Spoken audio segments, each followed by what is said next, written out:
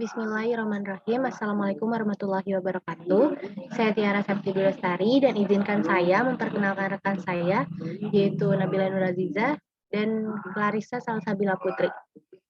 Kami dari kelompok 9 hari ini bersempatan untuk mempresentasikan tentang pengantar kearsipan dan arsip sebagai informasi terekam. Selanjutnya akan dijelaskan oleh Clarissa. Mengapa perlu otomasi kearsipan? Penerapan teknologi informasi dalam manajemen arsip diimplementasikan dalam suatu sistem otomasi arsip. Pada perkembangannya, sistem otomasi arsip dapat sebagai bagian dari sistem informasi yang menyediakan informasi untuk pengambilan keputusan. Sistem otomasi arsip sangat beragam, mulai dari sistem yang sederhana untuk mengatur file kertas hingga sistem yang dapat mengelola seluruh penataan arsip dalam semua format yang ada, baik tekstual maupun elektronik. Arsip ARIS sebagai tenaga profesional. Tenaga profesional arsip ARIS adalah orang yang memiliki keterampilan, perilaku, sikap yang profesional, serta memiliki latar belakang teori dan minat di bidang kearsipan. Dalam pelaksanaan tugas profesinya, arsip ARIS memerlukan latar belakang, ilmu, dan teori kearsipan. Di samping keterampilan yang profesional serta penguasaan tentang fungsi dan tugas organisasi pencipta arsip. Suatu catatan penting adalah bahwa manajemen arsip tidak ditunjukkan bagi kepentingan kearsipan atau arsip ARIS sendiri, tetapi bagi ketersediaan informasi. Asal-usul kata arsip. Kata arsip dalam bahasa Indonesia diserap dari bahasa Belanda, archief, yang secara etimologi berasal dari bahasa Yunani, archium, yang artinya peti tempat untuk menyimpan sesuatu. Sedangkan dalam bahasa Latin, arsip disebut velum, yang berarti benang atau tali. Dalam bahasa Arab, arsip identik dengan warkat, yang berarti surat. Namun dalam perkembangan pengertian warkat adalah lembaga yang berisi keterangan atau informasi yang memiliki arti dan kegunaan. Fungsi dan guna arsip. Secara umum, arsip mempunyai fungsi sebagai penunjang aktivitas administrasi, alat pengambil keputusan, bukti pertanggungjawaban, sumber informasi, dan wahana komunikasi. Selain itu, juga memiliki fungsi primer dan sekunder. Fungsi primer adalah nilai guna arsip yang didasarkan pada kepentingan pencipta arsip tersebut sebagai penunjang saat tugas sedang berlangsung maupun setelah kegiatan selesai, baik itu oleh lembaga atau instansi pemerintah swasta maupun perorangan. Nilai guna pada arsip primer meliputi administrasi, hukum, keuangan, ilmiah, maupun teknologi. Sedangkan fungsi sekunder adalah nilai guna arsip yang didasarkan pada kegunaan, bukan untuk pencipta arsip, melainkan untuk kepentingan lembaga atau instansi pemerintah, swasta, perorangan, dan juga untuk kepentingan umum lainnya, sebagai bahan bukti dan bahan pertanggungjawaban. Nilai guna sekunder meliputi pembuktian dan penginformasikan. Selanjutnya akan dibacakan oleh Tiara. Selanjutnya akan membahas jenis-jenis arsip. Nah, di jenis-jenis arsip ini terdiri dari 8 jenis arsip yang berbeda. Yang pertama itu ada dari berdasarkan sifat. Nah, ada arsip tidak penting, biasa, penting, sangat penting, dan rahasia. Kalau arsip tidak penting itu contohnya kayak surat pemberitahuan, kalau biasa itu surat tagihan, penting itu surat perjanjian, sangat penting itu vital atau kayak naskah proklamasi. Rahasia itu hasil penilaian pegawai. Nah, ada juga yang dari berdasarkan fungsi. Arsip dinamis, digunakan secara langsung terkait perencanaan. Terus yang kedua, arsip statis, tidak digunakan langsung untuk perencanaan. Yang ketiga itu berdasarkan nilai guna, yaitu bernilai informasi, hukum, administrasi, ilmiah, keuangan, sejarah, bahkan pendidikan. Lalu ada berdasarkan masalah. Yang pertama itu ada financial record, yaitu keuangan, personal record, kepegawaian, dan sales record atau penjualan. Nah, selanjutnya itu ada berdasarkan keahlian, arsip asli, dokumen pertama dan utama. Arsip salinan, pembuatannya tidak bersama dokumen asli, namun sesuai. Yang ketiga itu arsip tembusan, dokumen kedua, dan seterusnya dari dokumen asli untuk pihak selain penerima dokumen asli.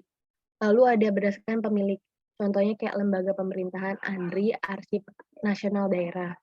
Lalu ada instansi pemerintahan atau swasta. Dan ada berdasarkan bentuk fisik, berbentuk lembaran, yaitu surat-surat atau kwitansi. Terus tidak berbentuk lembaran seperti video, kaset, atau hard disk. Dan ada juga berdasarkan subjek atau isi. Yang pertama itu ada arsip keuangan, daftar gaji, arsip kepegawaian surat lamaran, arsip pemasaran, daftar pelanggan, dan daftar pendidikan atau kurikulum. Nah, selanjutnya kita akan membahas sistem penyimpanan arsip. Penyimpanan arsip adalah penyimpanan dari tiap catatan yang tertulis, tercetak, atau ketikan dalam bentuk huruf, angka, atau gambar yang mempunyai arti dan tujuan tertentu sebagai bahan komunikasi dan informasi. Setiap perusahaan atau organisasi biasanya memiliki arsip yang disimpan sesuai dengan sistem penyimpanan arsip mereka.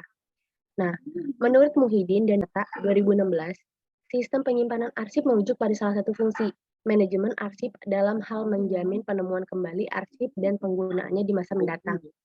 Selain itu, sistem penyimpanan arsip juga mencakup semua rangkaian kegiatan yang mengatur dan menyusun arsip-arsip dalam suatu tatanan sistematis dan logis.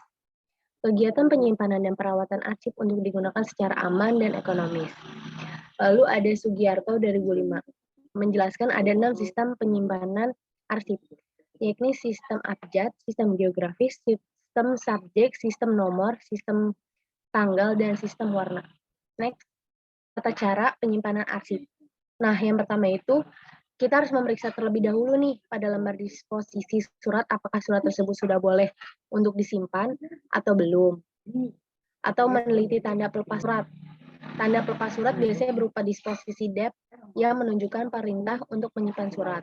Yang kedua itu mengindeks atau pemberian kode pada surat tersebut. Indeks surat atau kode surat dibuat disesuaikan dengan sistem yang dipakai dalam penyimpanan arsip dengan maksud untuk memudahkan dalam penyimpanan dan penemuan kembali surat yang dibutuhkan. Yang ketiga itu pekerjaan menyortir atau memilah-milih surat sesuai dengan bagiannya, masalah atau tujuan suratnya. Yang keempat itu berikut penyimpanan surat ke dalam map atau folder.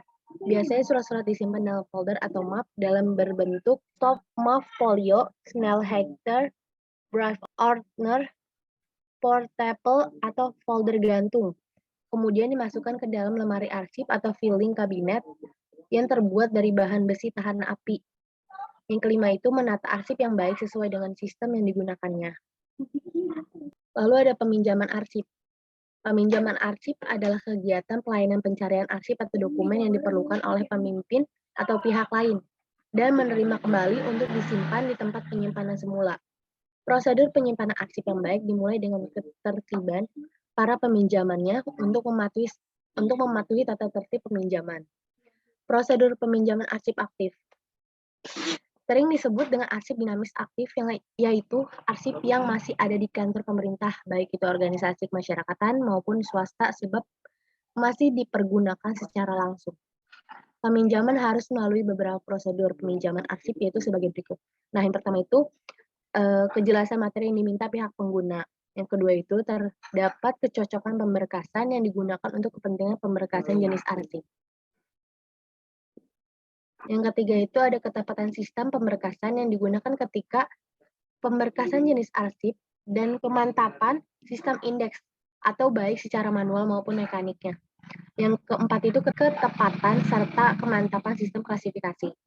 Yang kelima itu ada tersedianya tenaga yang mempunyai pengetahuan dan keterampilan yang memadai. Yang keenam itu bon pinjaman atau outslip, yaitu selembar kertas yang isi keterangan-keterangan yang bisa digunakan sebagai pengganti warkat maupun arsip yang telah dipinjam. Oleh sebab itu, bon pinjam atau outslip harus ditempatkan di tempat warkat maupun arsip yang dikeluarkan. Lalu ada penemuan kembali arsip. Temu kembali arsip bertujuan untuk menemukan kembali arsip yang akan dipergunakan dalam proses penyelenggaraan administrasi di suatu instansi. Ketepatan dan kecepatan proses temu kembali arsip yang dibutuhkan tergantung dari sistem pengelolaan yang dilakukan baik dari segi penataan, sistem penyimpanan, dan sistem temu kembali yang telah digunakan. Nah itu, Andri mengeluarkan Perka 27 tahun 2011 tentang pedoman penyusunan sarana bantu penemuan kembali arsip statis. Merujuk pada peraturan tersebut, terdapat jenis 3, itu jenis sarana bantu penemuan kembali arsip statis pada lembaga kearsipan umumnya, yakni terdiri atas, yang pertama itu ada GUID arsip statis.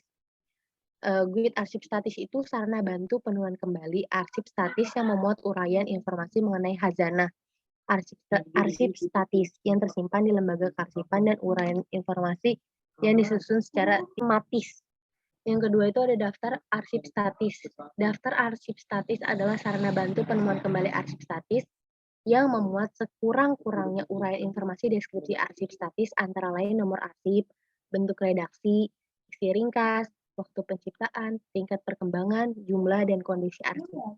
Yang ketiga itu inventaris arsip, yaitu sarana bantu penemuan kembali arsip statis.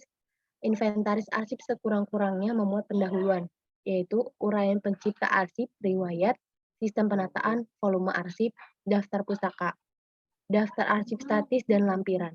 Contohnya itu ada indeks, daftar singkatan, daftar istilah asing, struktur organisasi atau riwayat hidup. Peralatan dan perlengkapan arsip apa aja yang digunakan biasanya? Yang pertama itu ada map arsip atau map folder. Yang kedua itu ada hanging map, ordner, book arsip, rak arsip, filing cabinet, roll object, printer barcode, scan barcode, dehumidifier, sistem pengamanan, akses kontrol, dan peralatan kearsipan lainnya.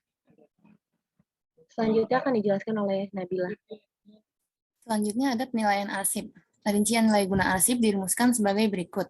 Yang pertama ada nilai guna primer. Arsip bernilai guna primer adalah arsip yang didasarkan pada kegunaannya, dilihat dari kepentingan instansi pencipta arsip dan mencakup tanggung jawab kedinasan, kewenangan, keuangan, dan intelektual. Yang kedua ada nilai guna sekunder. Nah, arsip yang bernilai guna sekunder didasarkan pada kegunaan arsip bagi kepentingan skala luas mencakup instansi penciptanya, instansi lain, atau kepentingan umum. Nilai guna sekunder secara umum meliputi yang pertama nilai guna keberadaan atau evidential, yang berisikan bukti keberadaan suatu organisasi atau lembaga serta bukti prestasi intelektual di instansi yang bersangkutan. Yang kedua ada nilai guna informasional, adalah arsip yang berisi tentang suatu prestasi atau hasil karya asli original, baik sebagai penelitian maupun kreasi dalam pelaksanaan tugas dan fungsi lembaga yang bersangkutan. Di arsip nilai guna sekunder ini, untuk nilai guna keberadaan, contohnya itu seperti proposal pendirian lembaga dan struktur organisasi. Kalau nilai guna informasional, contohnya itu proses rancang bangun pesawat terbang. Selanjutnya ada pemindahan dan pemusnahan arsip. Yang pertama, pemindahan arsip. Pemindahan arsip dapat juga berarti kegiatan memindahkan arsip-arsip yang telah mencapai jangka waktu tertentu ke tempat lain. Tahapan kerja pemindahan arsip inaktif dimulai dari yang pertama, penyelesaian arsip inaktif. Yang kedua, pembuatan daftar arsip yang akan dipindahkan. Yang ketiga, penataan fisik arsip yang akan dipindahkan. Dan yang keempat, serah terima arsip inaktif dari unit kerja ke pusat dengan penandatanganan berita acara pemindahan arsip inaktif. Jenis dan cara pemindahan arsip ada dua, yaitu yang pertama berkala. Pemindahan berkala ini dilakukan pada selang waktu tertentu, yaitu dilakukan pemindahan dari lemari arsip aktif ke lemari arsip pasif ataupun ke ruang khusus lainnya. Nah, yang kedua itu ada berulang-ulang. Nah, pemindahan berulang ini pada waktu yang tidak tertentu dilakukan pemindahan arsip dari lemari arsip aktif ke lemari arsip pasif atau ke ruang khusus. Yang kedua ada pemusnahan arsip. Nah, tujuan pemusnahan arsip antara lain adalah untuk efisiensi dan efektivitas kerja, serta penyelamatan informasi arsip itu sendiri dari pihak-pihak yang tidak berhak untuk mengetahuinya. Pemusnahan arsip tidak bisa sembarang dilakukan karena harus sesuai dengan Undang-Undang Nomor 43 Tahun 2009 tentang kearsipan, yaitu arsip harus tidak memiliki nilai guna, telah habis retensinya, dan keterangan dimusnahkan berdasarkan jadwal retensi arsip atau JRA. Lalu tidak ada peraturan perundang-undangan yang melarang dan tidak berkaitan dengan penyelesaian proses suatu perkara. Ada 3 metode pemusnahan arsip yang biasa dilakukan. Yang pertama ada pembuburan arsip. Pembuburan arsip ini hasilnya didaur ulang menjadi kertas atau barang-barang daur ulang yang bermanfaat. Yang kedua ada pembakaran atau kremasi arsip. Pembakaran atau kremasi arsip ini dengan mesin kremasi jenazah yang lebih ramah lingkungan daripada pembakaran langsung. Yang ketiga ada pemberian bahan kimia tertentu hingga arsip hancur total. Namun hal ini sudah jarang karena bahan kimia yang dipakai berbahaya.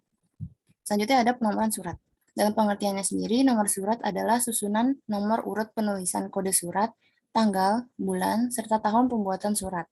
Kode pada nomor surat dari setiap instansi atau lembaga pembuat surat berbeda-beda, dan kode yang dibuat juga memiliki kategori masing-masing sesuai dengan jenis surat yang dibuat.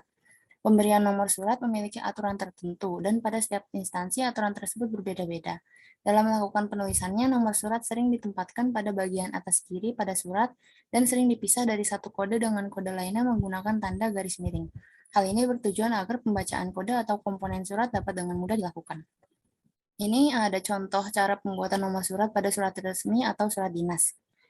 Di sini dapat dilihat kode 12 merupakan kode nomor surat keluar, dan kode 010 merupakan nomor urut surat yang dikeluarkan oleh instansi. Lalu ada DPKM, yaitu nama profil instansi yang membuat serta mengeluarkan surat. Lalu garis miring IX, bulan pembuatan surat yang ditulis menggunakan angka Romawi. Lalu tahun berjalan dari pembuatan surat. Selanjutnya ada klasifikasi arsip. Pengertian klasifikasi secara umum diambil dari yang pertama ada Kamus Besar Bahasa Indonesia, bahwa klasifikasi adalah penyusunan bersistem dalam kelompok atau golongan menurut kaidah atau standar yang ditetapkan. Yang kedua ada menurut Longman Dictionary of Contemporary English, menjelaskan bahwa klasifikasi adalah suatu proses memasukkan sesuatu ke dalam kelompok atau kelasnya. Nah, proses klasifikasi membantu menjelaskan, mengatur, dan mengontrol informasi. Klasifikasi arsip merupakan salah satu perangkat dan pendukung pengelolaan arsip dinamis untuk membantu mengklasifikasi, memberikan judul, menemukan kembali, menilai, dan menyusutkan arsip. Ketentuan teknis penyusunan klasifikasi arsip. Pencipta arsip dalam menyusun klasifikasi arsip harus sesuai dengan ketentuan-ketentuan teknis penyusunan klasifikasi menurut Perka Anri nomor 19 tahun 2012 tentang pedoman penyusunan klasifikasi yang terdiri dari yang pertama itu logis. Susunannya mudah dimengerti oleh semua pengguna. Yang kedua faktual berdasarkan yang sebenarnya. Yang ketiga, perbaikan berkelanjutan, mampu beradaptasi terhadap perubahan struktur organisasi. Yang keempat, sistematis. Susunannya teratur, dimulai dari fungsi, kegiatan, dan transaksi. Yang kelima, akomodatif, menjamin seluruh aspek secara lengkap sesuai dengan fungsi dan tugas pencipta arsip. Dan yang keenam, kronologis, harus dilakukan secara berurutan sesuai tahapan kegiatan. Selanjutnya ada klasifikasi arsip umum. Ada beberapa syarat yang harus diperhatikan dalam melakukan klasifikasi arsip. Antara lain, yang pertama diusahakan mempunyai hubungan logis dan kronologis antara masalah yang satu dengan masalah yang lainnya dan disusun secara sistematis. Yang kedua, disesuaikan dengan luas lingkup dan proses kegiatan suatu kantor. Secara garis besar ada dua jenis klasifikasi arsip, yaitu berdasarkan fisika arsip seperti formulir, majalah, peta, dan berdasarkan subjek atau pokok masalah yang terdapat di dalam suatu berkas. Klasifikasi arsip yang digunakan pada suatu kantor harus disepakati dalam surat keputusan tertentu dan bersifat konsisten. Hal ini bertujuan agar klasifikasi arsip yang dilakukan dapat memudahkan siapapun di kantor tersebut mengakses kembali arsip yang dibutuhkan. Nah, cara terbaik dalam pengklasifikasian arsip adalah membuat sendiri klasifikasi arsip berdasarkan ruang lingkup dan kebutuhan kantor mengacu pada kaidah-kaidah yang berlaku. Ada dua cara pengklasifikasian sistem subjek yang dapat dibuat, yaitu berdasarkan subjek murni, yaitu daftar yang berisikan istilah-istilah subjek tanpa disertai kode atau angka dan disusun menurut abjad. Contohnya itu buku ensiklopedia atau kamus yang disusun berdasarkan abjad. Lalu yang kedua, dengan subjek berkode, yaitu daftar yang berisikan istilah-istilah subjek dengan penambahan angka di depannya sebagai alat bantu penemuan lokasi dan urutan arsip yang bersangkutan. Contohnya pada gambar dapat dilihat Jawa Bali ada nomor 1 dan huruf sebagai penjelasnya. Selanjutnya ada klasifikasi Kementerian Agama. Menurut Sukarman dan Tairas, untuk kelas agama Islam dalam DDC hanya mendapat penomoran 297. Perluasan DDC seksi Islam dilatar belakangnya oleh minimnya atau terbatasnya cakupan subjek, terutama bidang Islam yang terdapat dalam bagan klasifikasi DDC yang ada. Sementara jumlah literatur Islam terus berkembang.